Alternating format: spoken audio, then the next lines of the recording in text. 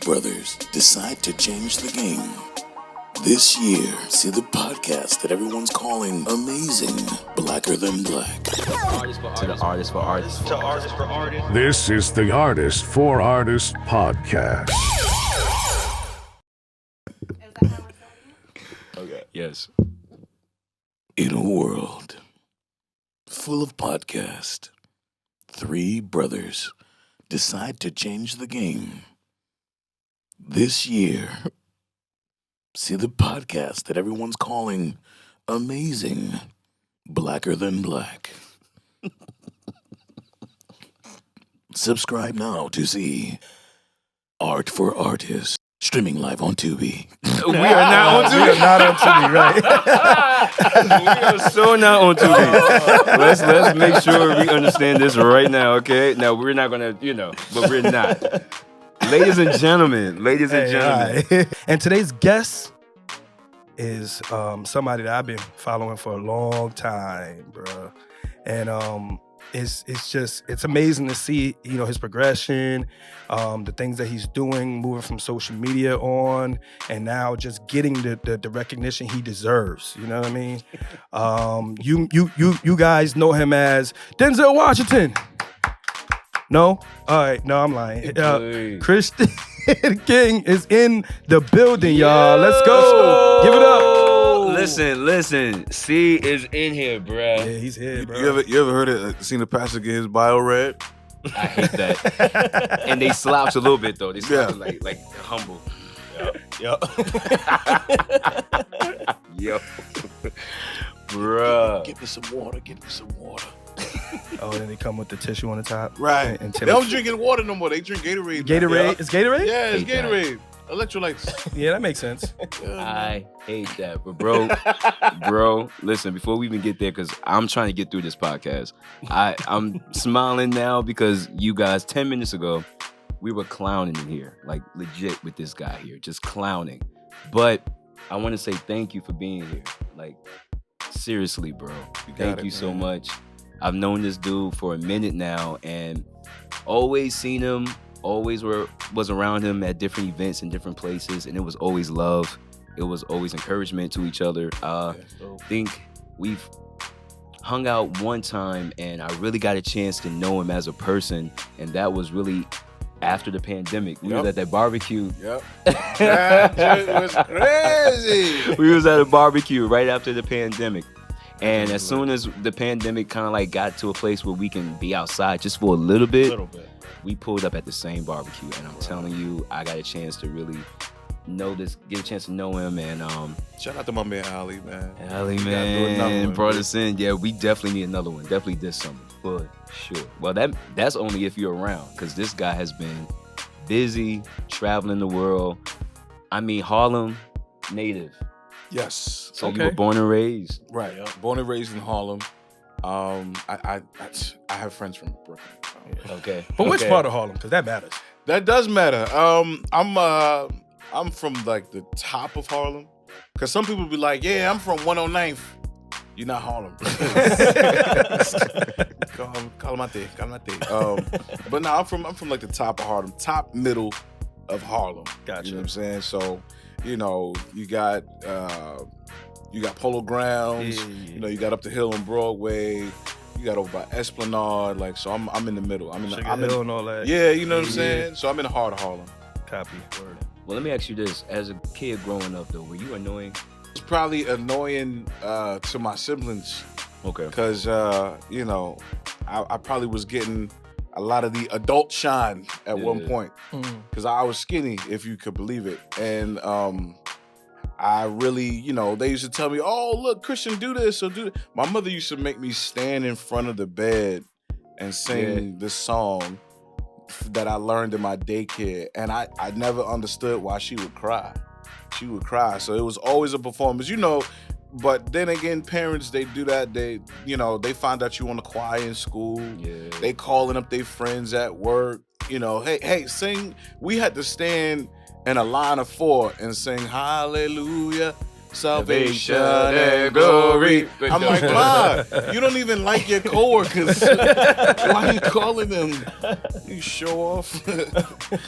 But yeah, no, I was annoying. But you know, it's funny because I didn't know what I was preparing myself for.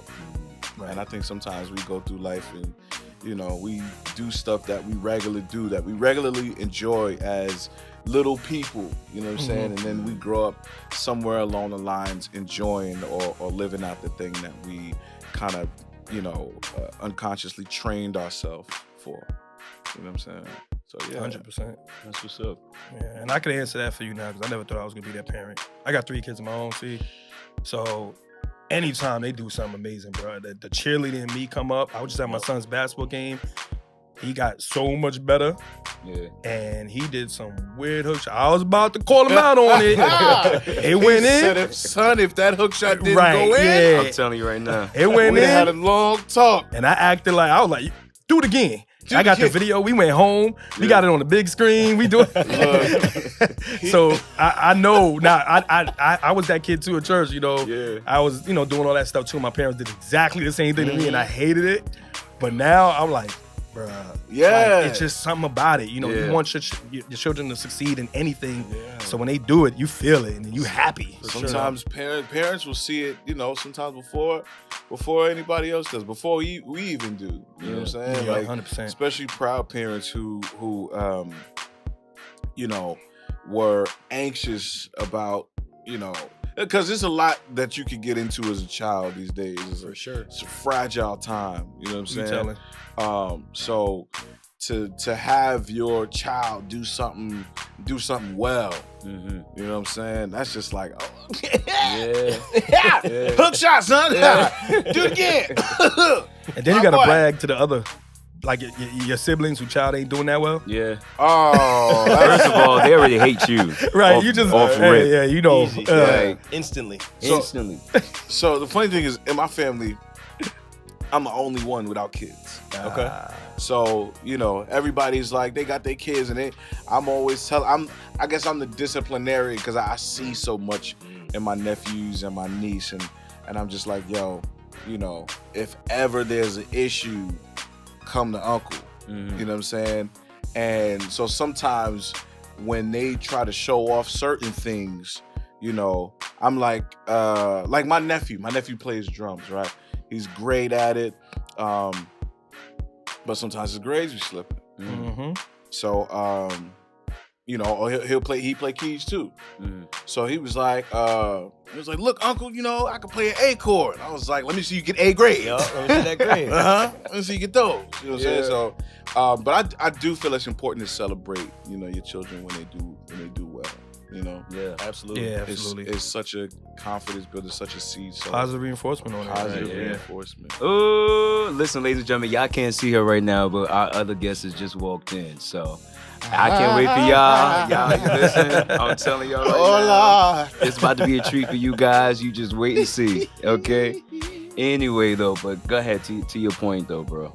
Yeah, no, that was really it. It's just, you know, celebrating kids is so important. Yeah, absolutely. And showing them that, you know, sometimes the things that they do, they don't always feel like it's gonna be one of those things that's gonna be celebrated. So it's like, you know, certain things can be considered corny amongst their peers. For sure. You know what I'm saying? So even to hear, you know, even to try to surround them around other kids or other people their age or people that they look up to, that they're just like, yo, man, keep that up. Yeah. But in order to keep this, because this right here is a privilege, you're talented, but it's a privilege. Yeah. In order to keep this up, you got to do what you got to do. 100%. You know what I'm saying? Elsewhere. Yeah. No, for sure. And that sounds like something that you're really big on because you used to, I don't know if you still do, but do you still work at a school or teach at a school? Or? Yeah, so at the top of this year, I was teaching. I was teaching for about 2.5 years. That's honorable, bro. Teaching music, man, and it was the way that I got to connect with the kids. If it was any other subject, it'd have been trash for me. Trust me. I'd have quit that first week. You know what I'm saying? Yeah. But I got to connect with the students in a great way because my first question was, what are you guys listening to? sometimes with any other subject, it's like, okay, this is what it is. Yep. Mm-hmm. But the fact that I was able to engage them and they were able to express first, you know, it was like, okay, I could get with this. For sure. Yeah, and then when I got the contract for Wild 'N Out, I was like, freak them kids. I mean, no, I'm definitely going back. I'm definitely going back. I probably won't teach again, but but they even that- understand, and it was so dope to see them excited for me. That's what I was about to Yeah. say. Because they were like, yo, Mr. King, like, why you still here? I was like, I'm here because I love y'all. And they was like, that's cap. And I was like, all right. Yeah. But you know, when I went and shot, I shot 2 episodes of April last year. And I came back and, you know, I had the hoodie on and stuff like that. And they was like, yo, Mr. King, yo. And we were doing stuff in the class. It was so crazy because, you know, I always say that you shouldn't work a job that's not conducive to where you want to be and what you want to do. No doubt. But I was able to prepare them and prepare myself as well. Because we were in the classroom playing in the classroom. Yeah. You know what I'm saying? Yeah. Like, we were doing, you know, wild styles and we were coming up with songs and stuff like that. So it was really like, you know, it just meshed. It was a great, I feel like God sent me that job. And it meshed and it prepared me in a way that was just like where I was so focused and I was like, man, I gotta do this, I gotta get this right, I gotta get this good. And the kids reminded me like, yo, have fun. For sure. 100%. Have For fun sure. when you do it. Wow. For sure. And it's crazy to think about because the impact that you had on those kids, they'll never forget. Yeah. They'll never forget. Like the even type if of you never go impact. back. Man, Even if you never go Like, back. yeah, Like, even bruh. if you never go back, that type of impact, which kind of brings me into this next question, just with yourself. You know, obviously, with the success you've had, if you can just think back in your life to people that you've had that have been influential or who have helped you get to where you are today, what could you tell us about that? Is it one individual? Is it multiple individuals? I know you talked a bit about your mom, but if you want to kind of dive into that. definitely my mom. I watched her raise 4 kids, you know, on her own. And, you know, my older sister and I were the only ones that had the same father, you know, and I watched her not get help from anybody. And, you know, I assumed that, okay, my mom is like, you need to work. I mean, dreams are dreams, but you need to work, you need to push, you need to do all of that. So when I decided to pursue my passion and really go for what I wanted to do, and I quit my job, I found it hard to tell her. Yeah. You know what I'm saying? Because I was like, oh man, you know, Trust me, I believe you, bro. I get it. I get it. What's OG gonna think? I call her OG sometimes. Yeah. I was like, what OG gonna think sometimes? And I took her out. I was a messenger. I was a messenger. Let's go. I was delivering packages. Let's You go. know what I'm saying? Hey. So I was I took my last check, and then I got booked for a show in Miami. So I came back from Miami, I did a play, and then I picked up my last check from work, and I took her out, and I said, Ma, I got something to tell you. She was like, what? She was like, oh boy, what you about to tell me? Right, you had to take her out. Right, first, yeah. You gotta set the mood. Soften the blow. You gotta set the I'm gonna mood. give you a good meal, get that stomach full, so you can't swing on me as quick. You know what I'm saying? So I said, Ma, I quit my job. And she just kept eating. She was like, it's about time.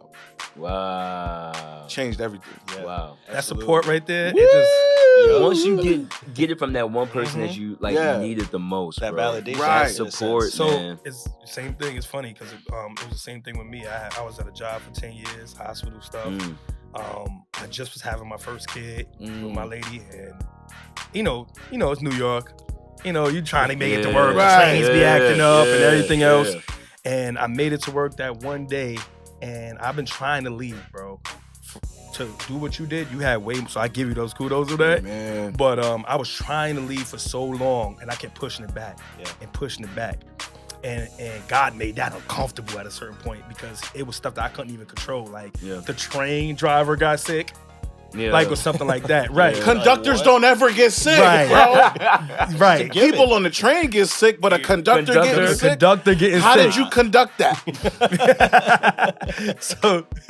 So I get to work and they fire me.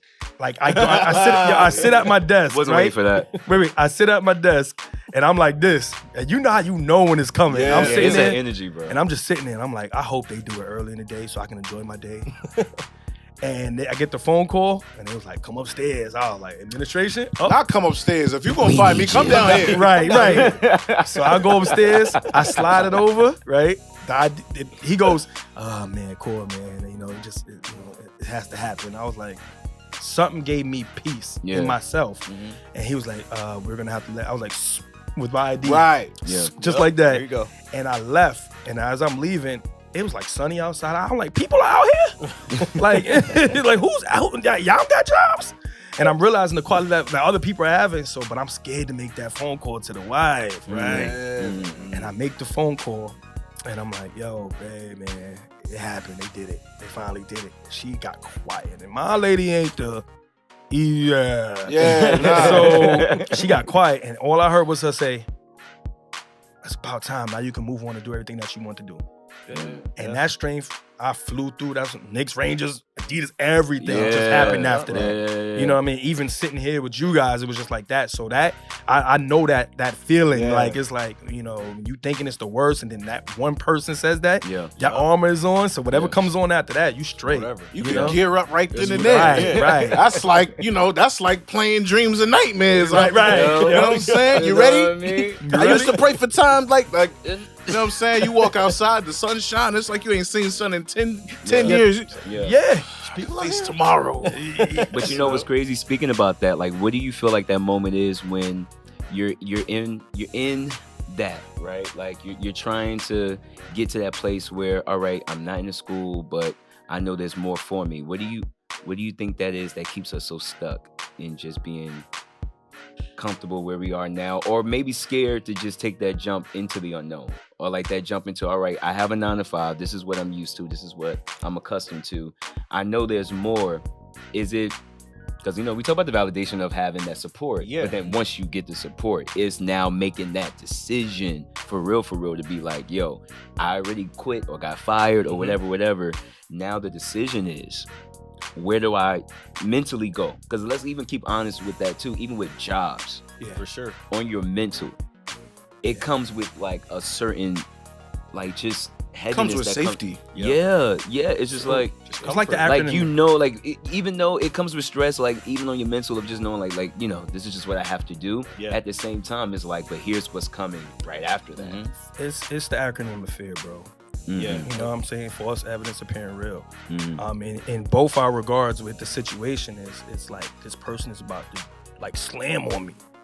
But that was false evidence appearing real. Yeah. Because you don't know what's going to happen after that. So that's what kind of keeps us stuck in that. It's like, hey, your mom, OG about to, oh man, I got to explain this to OG. Right. I'm going to stay here. It's easier to stay here and do it this For way. sure. Yeah. You know what I'm saying? And when you jump that and realize that, yo, everything that I get is what I put into it, that's when that decision happens, and that's when that thing clicks, and then everybody else starts believing. Yeah. You know what I mean? Oh, because people gonna be like, yo, you should have just took a leave of absence, Right. dog. You should. I wanted just all the way he said no. Right. You just left. You just got up out of there. She has a question. Yo, please, okay. To our First of studio all, audience. I'm gonna tell you right now, I have some amazing staff, and Absolutely. they're not really staff, they're friends, and they're like family of mine who are really working behind the scenes and trying to make sure that everything is going as smooth as possible. So shout outs to you guys. You guys know who you are because you guys are right here. Your But I staff- love you guys so much. your staff, Candida, they comfort Leander, you. I love you all so much who are helping me out with this. So thank For you real. guys. Appreciate y'all. Thank you. James will make me give him my check. You start talking like that. I'm like, here you go, James. Got the VIP section in the No. back. Yeah, Absolutely. Damn. like you gotta see what y'all see is more to it. Okay, there's a VIP section. I don't know if y'all see. There's clouds. We got clouds in here. Yup. Okay, we got multicolored clouds. Okay, Fuchsia. we got Jolly Rancher ceilings in here. Not Talk Jolly about- Rancher ceilings. Freak you Jesus. talking Now we're gonna have about? to have one like blue. Blue. That's it. Nah, son. Jolly Rancher ceilings is a real thing, man. So I got a question. So Christian, like for me, it's there's always this one pivotal moment, right? You see the movies, there's always this one pivotal moment in that movie that just changed the trajectory, right? At what pivotal moment for you that you knew that I got something the world wants to see? For sure. When did it dawn on you? When it hit you? When you realized it? Man, it was. I was at a funeral. Wow. I was at a funeral. My pastor, I was going to this church, St. Luke in Harlem, and I just did this comedy show for my pastor's birthday. And he threw a comedy show. I had my friends come, we had a good time. And this was August 5th, 2019, I believe, somewhere around there. And he went on a cruise with the church. It was like half the church. And he preached on a Wednesday, and he died on a Thursday. Wow.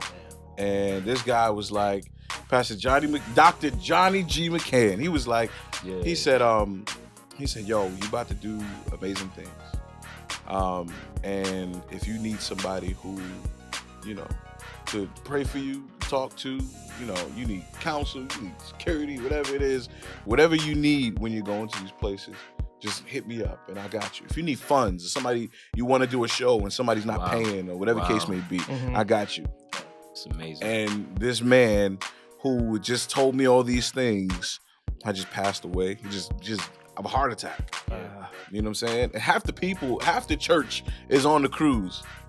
So they have to be on the cruise with their pastor's body. That's true. You know what Wow. I'm saying? No, Wow. So I was like, I didn't want to do it anymore. I didn't want to do anything anymore. I was like, I'm gonna work this 9 to 5. That's gonna be it, because that broke me, and or I thought it did. And he used to always tell me, he said, if you don't quit, you'll make it. If you don't quit, you'll make it. He used to always tell everybody, if you don't quit, you'll make it. So I was like, all right, I'm gonna do my last video, my little exit video. And I did Meek Mill's Dreams and Nightmares in my Denzel voice. Yeah. That's when I was introduced to you. Oh man. We're definitely gonna touch that. Okay. Thank you for listening to the Artist for Artist podcast, where we as artists offer an immersive experience through real-life storytelling and views on the music and media industry. In the meantime, don't forget to subscribe to our podcast and follow us on social media for updates and additional content at Artist for Artist Podcast. And we'll see you next time on Artist for Artist Podcast. No cap.